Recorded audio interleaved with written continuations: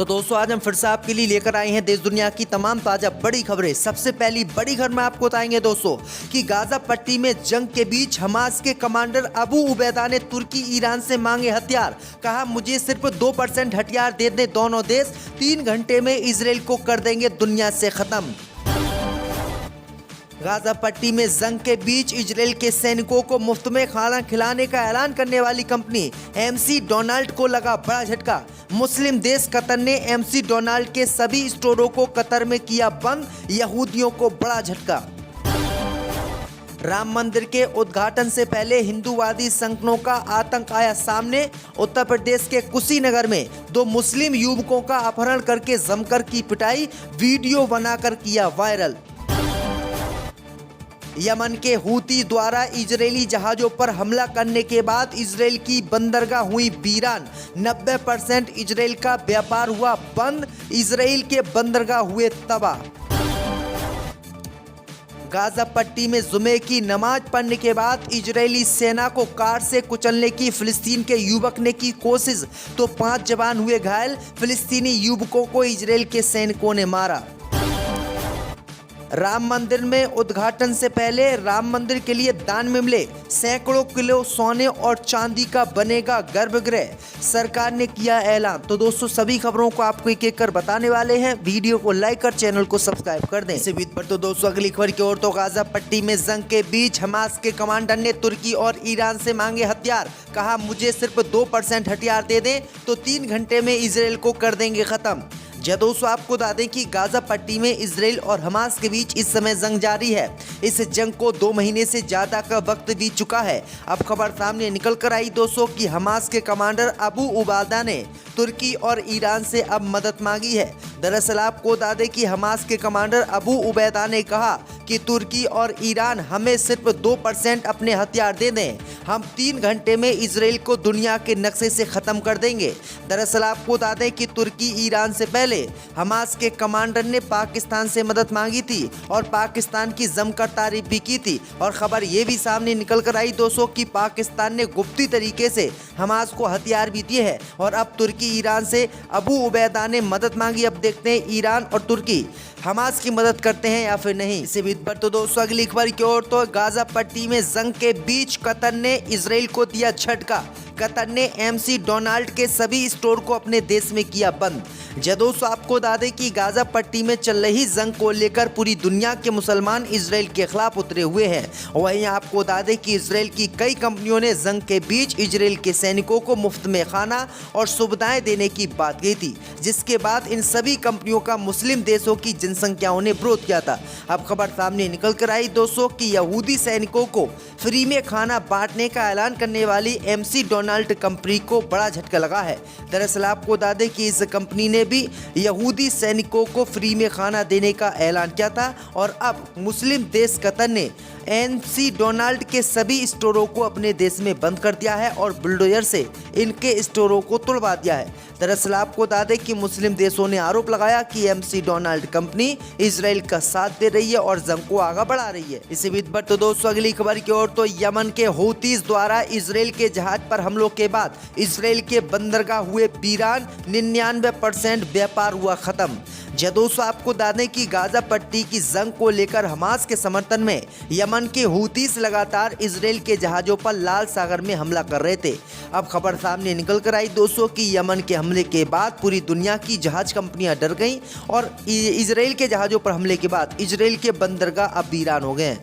खबर सामने निकल कर आई दोस्तों कि इलाट शहर के सबसे बड़े इजराइल के बंदरगाह में हजारों कर्मचारियों ने अपनी नौकरी खो दी है। इजराइल का 99% व्यापार समुद्री मार्गों से होता था। यमन के हौतीज द्वारा इजराइल आ रहे जहाजों पर हमले के बाद इजराइल को अरबों डॉलर का नुकसान हुआ है। वहीं आपको बता दें कि इजराइल के हाइफा, असदुद और इलियट बंदरगाह बंद हो गए हैं क्योंकि इन्हीं बंदरगाहों पर दोस्तों अमेरिका सहित यूरोपीय देशों के जहाज सामान लेकर इजराइल पहुंचते थे, वो भी लाल सागर के मार्ग के द्वारा। लेकिन लाल सागर में हूती विद्रोही जो है इन जहाज़ों पर हमला कर रहे थे, जिसके बाद इन कंपनियों ने जहाज भेजने से इनकार कर दिया और इजराइल अब बर्बाद हो गया। इसी बीच पर तो दोस्तों अगली खबर की ओर तो राम मंदिर के उद्घाटन से पहले उत्तर प्रदेश में हिंदुओं ने आतंक किया शुरू। उत्तर प्रदेश के कुशीनगर में 2 मुस्लिम छात्रों को जमकर पीटा। दोस्तों आपको बता दें कि 22 जनवरी में राम मंदिर के उद्घाटन से पहले उत्तर प्रदेश में आतंक शुरू हिंदूवादी संगठनों का हो गया है। खबर सामने निकल कर आई दोस्तों कि उत्तर प्रदेश के कुशीनगर में 2 मुस्लिम युवकों को अपहरण के बाद एक को नंगा करके बुरी तरीके से हिंदूवादी संगठनों के कार्यकर्ताओं ने पीटा, जबकि दूसरे युवक को ठंडे पानी में खड़े रहने पर मजबूर किया और ये सारे वारदात का वीडियो बनाकर वायरल भी किया। काफ़ी जद्दोजहद के बाद पुलिस ने 6 लोगों के खिलाफ शिकायत दर्ज की है, जिसमें नितिन मदेसिया, आदित्य सिंह, आर्यन सिंह, अर्जुन युवराज और चंदन है। मुसलमानों का मॉब लिंचिंग इतना उत्तर प्रदेश में आसान हो गया है कि कोई भी हिंदू जब चाहे किसी भी मुसलमान को मार देता है। वहीं आपको बता दें दोस्तों कि फिर भी हल्की धाराओं में उत्तर प्रदेश पुलिस इन हिंदूवादी संगठनों के खिलाफ कार्रवाई करती है। इसी बीच पर तो दोस्तों अगली खबर की ओर तो गाजा पट्टी में फिलिस्तीनियों पर कहर ढा रही इजरायली सेना को फिलिस्तीन के युवक ने कार से कुचला, 5 जवान गंभीर रूप से घायल, 1 की मौत। दोस्तों आपको बता दें कि इजराइल के कब्जे वाले वेस्ट बैंक में इजराइल की सेना फिलिस्तीनी बेगुनाह मुसलमानों पर इस समय कहर ढा रही है। इसी से नाराज होकर शुक्रवार को एक युवक जो फिलिस्तीन का था, उसने इजराइल के सैनिकों पर अपनी कार चढ़ा दी और उन्हें कार से कुचल के मारने की कोशिश की। वहीं आपको बता दें कि इस हमले में इजराइल के 1 सैनिक की मौत हो गई है, जबकि 5 इजराइल के सैनिक गंभीर रूप से घायल हो गए और इन सभी को अस्पताल में भर्ती करवाया गया है। वहीं आपको बता दें कि इजराइल के अन्य सैनिकों ने इस कार पर इतनी बमबारी की कि इस कार का जो फिलिस्तीनी ड्राइवर था उसकी मौत हो गई। तो ये बड़ी अपडेट आई दोस्तों कि किस तरह से खुलेआम गुंडागर्दी इजराइल कर रहा है। इसी बीच पर तो दोस्तों अगली खबर की ओर तो राम मंदिर के लिए दान में मिले सैकड़ों किलो सोने और चांदी का क्या करेगी मोदी सरकार, बताया। दोस्तों आपको बता दें कि लंबे अरसे के बाद राम मंदिर निर्माण का सपना हिंदुओं का पूरा होने जा रहा है। आने वाली 22 जनवरी को राम मंदिर का उद्घाटन होगा और इसके साथ ही आम लोगों के लिए मंदिर खोल दिया जाएगा, जिसके बाद लोग राम मंदिर के दर्शन कर पाएंगे। खुद प्रधानमंत्री मोदी इस दौरान अयोध्या में मौजूद होंगे। अब खबर सामने निकल कर आई दोस्तों कि जब राम मंदिर बनना था तब कई किलो सोना और चांदी भारत के कई बड़े बड़े हिंदू उद्योगपतियों ने चढ़ाई थी। अब खबर सामने निकल कर आई दोस्तों कि इस सोने और चांदी का क्या होगा।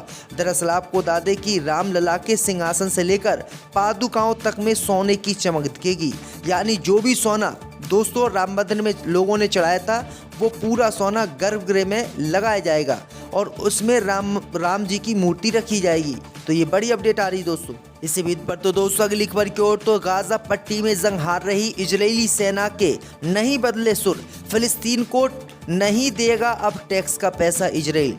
दोस्तों आपको बता दें कि गाजा पट्टी में हमास के लड़ाके चुन चुनकर इजराइल की सेना को मौत के घाट उतार रहे हैं और इजराइल को अरबों खरबों रुपये का नुकसान कर रहे हैं। अब खबर सामने निकल कर आई दोस्तों कि इजराइल के वित्त मंत्री बेजेलेल स्मोट्रिच ने कहा है कि फिलिस्तीनी प्राधिकरण को जो गाजा पट्टी का टैक्स का पैसा होता था वो पैसा ट्रांसफ़र नहीं किया जाएगा, यानी इसी टैक्स के पैसे से फिलिस्तीन का विकास होता था, गाजा पट्टी का विकास होता था, रोडें बनती थी, सरकारी कामकाज होता था। लेकिन अब इजराइल ने फिलिस्तीनी प्राधिकरण को टैक्स का पैसा देने से इनकार कर दिया है। तो ये बड़ी अपडेट आई दोस्तों कि खुलेआम आतंक के साथ साथ अर्थव्यवस्था को भी इजराइल तबाह कर रहा है और फिलिस्तीनियों को एक अपंग के रूप में वो छोड़ना चाहता है। इसी बीच पर तो दोस्तों अगली खबर की ओर तो निरहुआ ने अखिलेश यादव को आजमगढ़ से चुनाव लड़ने की दे दी चुनौती। दोस्तों आपको बता दें कि भाजपा सांसद व भोजपुरी फिल्मों के अभिनेता दिनेश लाल यादव निरहुआ ने समाजवादी पार्टी के राष्ट्रीय अध्यक्ष अखिलेश यादव को 2024 का लोकसभा चुनाव आजमगढ़ से लड़ने की चुनौती दी है। उन्होंने कहा कि मैं चाहता हूं कि 2024 के लोकसभा चुनाव में अखिलेश यादव आजमगढ़ से चुनाव लड़े। 2019 के चुनाव में महागठबंधन था, इस वजह से अखिलेश यादव बच गए थे।